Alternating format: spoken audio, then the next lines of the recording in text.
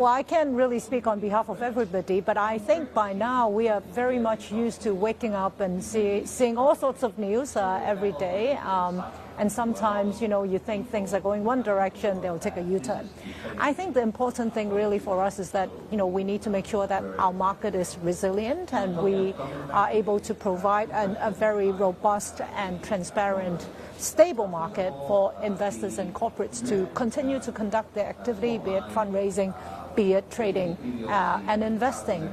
And so, I think we do need to continue to stay vigilant and make sure that, we provide investors that very good access. And so far this year, I think, we have been delivering rather good results. You see that our markets has remained very liquid, very orderly, and our IPO market has been performing quite well.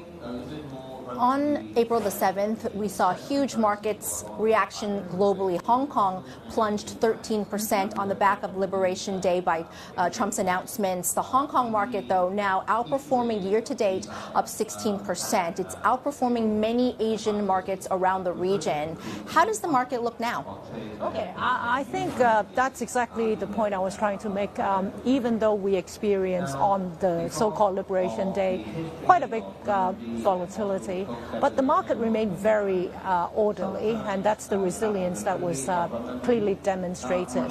I think since then, what we've seen are a few trends. I think, first of all, there is now a very strong renewed interest for global investors to look at Chinese assets, and we have since then welcomed a few very big IPOs, including, obviously, you were reporting on that, the CATL IPO, which is the biggest in the world this year.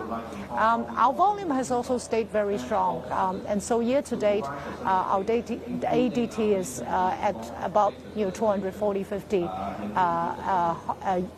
billion Hong Kong dollars. And so I think, all in all, we're quite pleased with the direction of travel. Obviously, a lot is happening around the world, and we need to stay focused. But suffice to say, we do believe both on the primary market side and the secondary market side, we are seeing a lot of pretty good momentum. Would you characterize this as a herd mentality, and how long do you think it'll last? I wouldn't say so. I mean, if you look at our pipeline, first of all, IPO pipeline, which a lot of my friends and the market is very focused on, we have a very solid pipeline of over 150 applicants, and that's growing.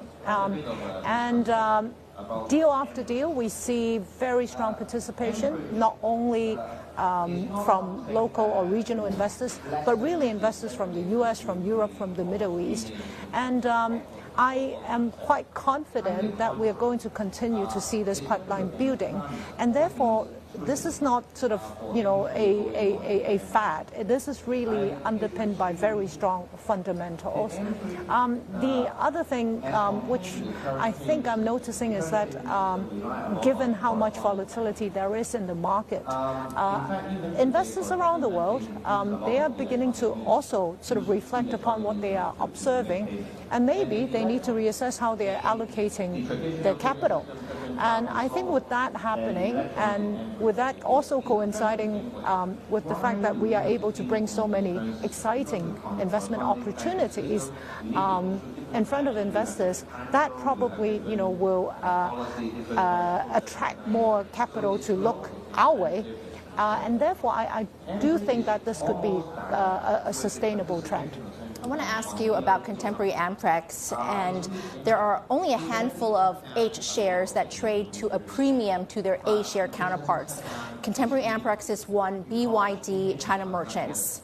Why do you think CATL is traded at a premium to its A shares? Well, there are a lot of factors in play, but I would say fundamentally it's a very attractive investment opportunity. As we saw, they traded very strongly on day one. It's the biggest IPO in the world this year.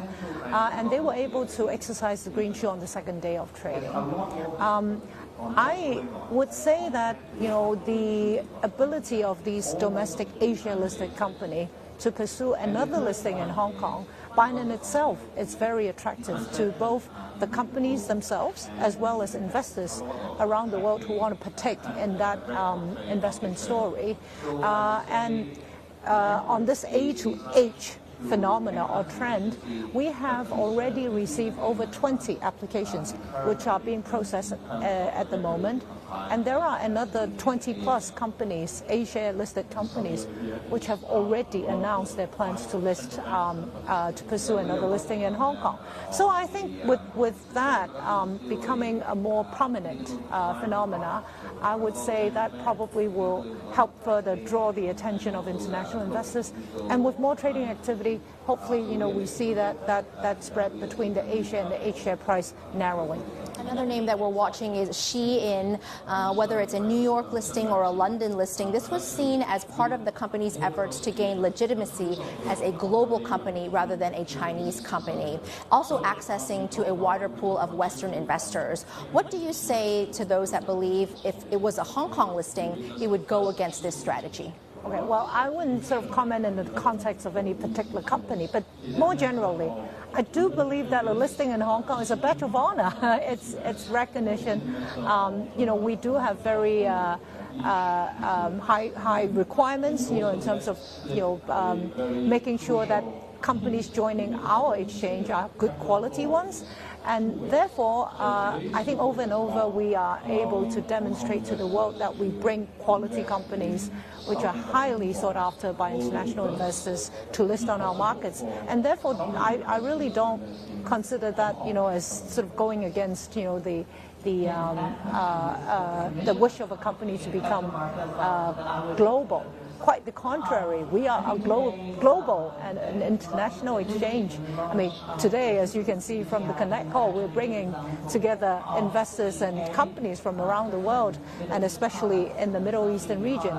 And therefore, I do think that it is going to actually amplify the fact that companies are international by a listing in Hong Kong. You talked about formidable cluster of companies that are tapping Hong Kong's market, but we're not seeing international companies come to Hong Kong. What more needs to be done to attract these types of companies? Well, we've done quite a bit. Now, first of all, in terms of the listing framework, our rules, as you can see, we have been constantly adding exchanges around the world to the list of recognized stock exchanges so that we can facilitate companies listed on those exchanges to come to pursue a secondary listing. On top of that, I travel quite a lot to meet with companies and investors around the world. I think it's beginning to bear fruit. You might have noticed that actually last week we listed a company, which is headquartered in Singapore, which is a company in the healthcare sector. There is also in the pipeline companies from Thailand, from Singapore. So I think we're beginning to see that momentum building in the region, and hopefully we're going to expand that beyond just Asia and more to the rest of the world.